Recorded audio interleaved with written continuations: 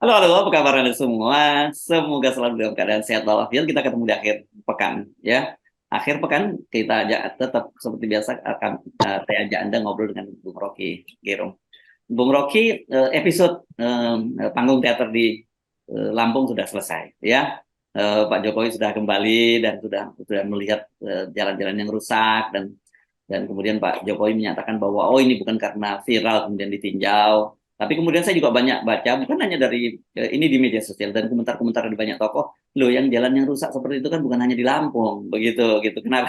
Nah kalau nggak diviralkan ya nggak didatangi oleh Pak Jokowi gitu. Tapi dan kemudian kalau Demokrat misalnya tegas, ini ada yang salah dengan prioritas kebijakan pembangunan Pak Jokowi sehingga jalan-jalan banyak yang rusak. Saya sendiri terkaget-kaget itu lihat jalan karena meskipun saya pernah tinggal di Lampung, saya sudah lama sekali tidak pulang ke Lampung. Saya tidak membayangkan kalau jalan di Lampung seburuk itu, gitu loh. itu ingatan saya itu tahun saya kira ingat tahun 70 80-an. Ternyata itu terjadi pada tahun 2023 sekarang gitu Bung Rocky.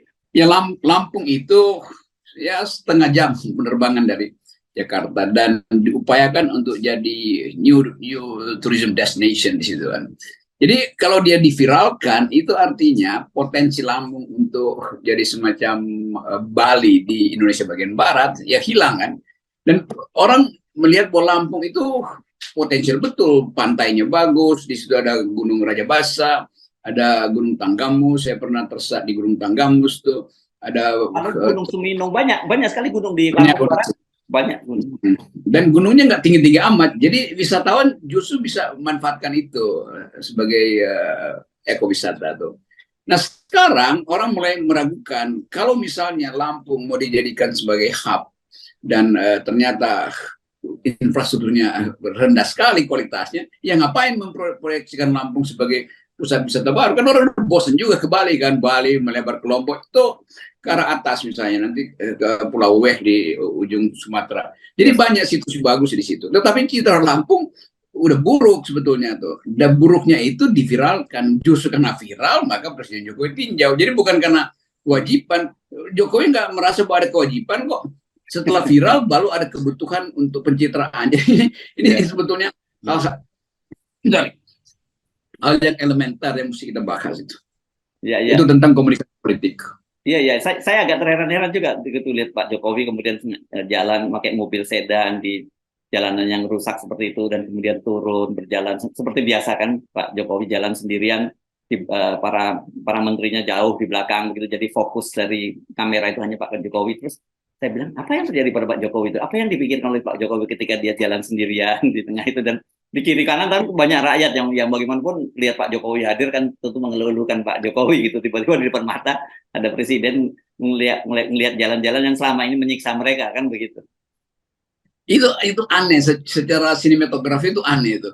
Kan Ya. orang di dalam kesepian justru dia merenungkan hal-hal yang abstrak kan begitu kan. Ini hal yang konkret di ada lubang bolong di situ ngapain kesepian di tempat yang berantakan itu kan. Jadi setting sinematografi juga ngaco nih. Nggak ada sinopsis untuk ngasih tahu bahwa permenungan Jokowi jalan sendirian, apa namanya Lone Ranger misalnya gitu kan. Ya, ya, ya. Itu justru dalam keadaan yang sepi betul. Ini orang tahu itu pasti ada yang nonton di situ. Begitu kamera mungkin ada 30 kamera dipasang di situ kan. Jadi pencitraan Jokowi dibatalkan justru oleh teknik pencitraannya sendiri kan. Pencitraan perlu tapi tekniknya justru harus mulus pelan. Ini jadi udah ngaco lah. Jadi kalau kita bahas itu dari sudut pandang sinematografi dan narasi udah hancur sebetulnya. Apalagi Jokowi akhirnya menjelaskan hal yang memang dia lakukan. Saya ke situ bukan karena viral loh, ya memang karena viral lo ke situ tuh ngapain dia mau terangkan kan itu. Jadi nggak klop lah antara skrip dan aktornya. Ya, ya, ya, ya, ya. Dan apalagi kemudian ada masukan, kalau memang betul bukan karena viral, yang rusak itu bukan hanya di Lampung. Jadi artinya harusnya Pak Jokowi tanpa diviralkan, beliau akan datang ke daerah-daerah lain yang juga problem yang sama begitu karena ternyata kalau data-data dari Bappenas bisa misalnya menunjukkan memang banyak sekali jalan-jalan di daerah itu yang istilahnya kemantapan jalannya itu memang masih jauh dari ideal gitu. Apalagi disebut jalan kabupaten itu parah sekali kemantapannya. Ya coba aja Jokowi datang atau cari data dari Garut Selatan gitu, pantai Jawa Barat bagian selatan hancur semua itu. Dan itu jalan-jalan yang potensial untuk membuka wisata. Kan Jawa Barat itu wisata sejarah, wisata alam itu luar biasa. Jalannya hancur semua.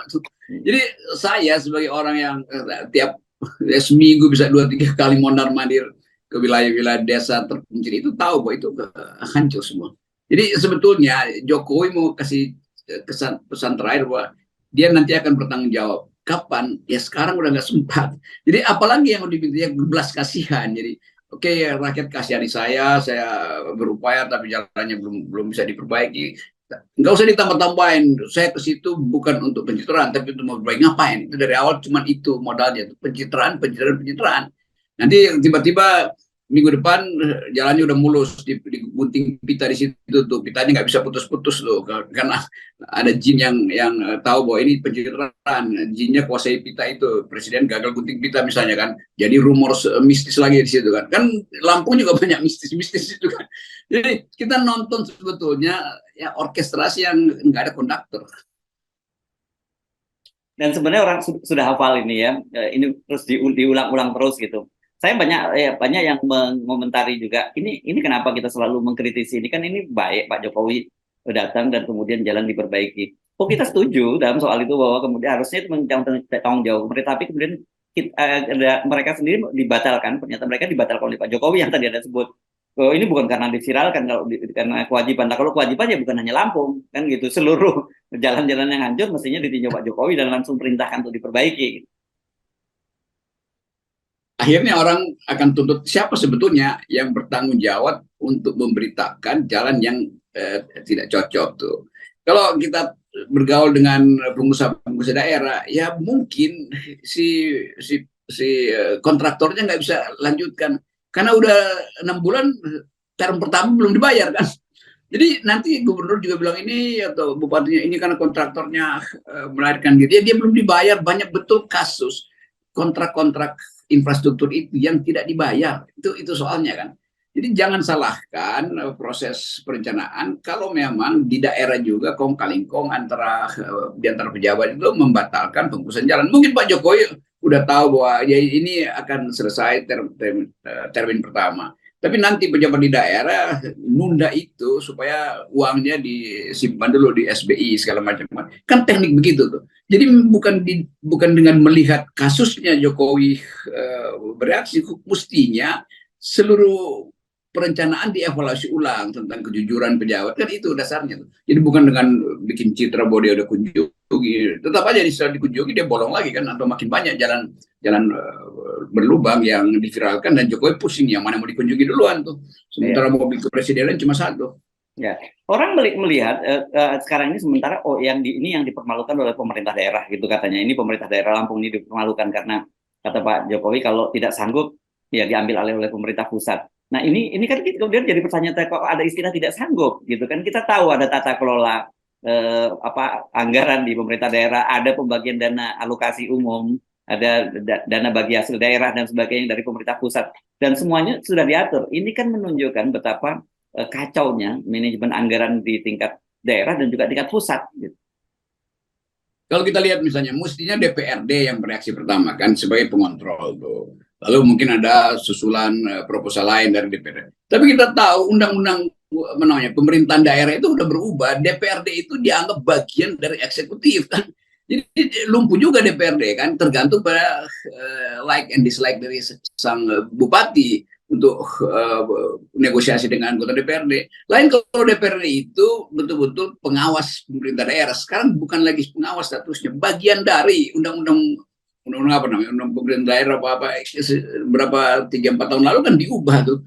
Jadi memang akhirnya fungsi kontrol itu langsung datang dari netizen. Itu sialnya, dan itu bukan sialnya bagi pemerintah, tapi beruntung bagi rakyat karena netizen akhirnya mampu untuk berfungsi sebagai watchdog dari pemerintah.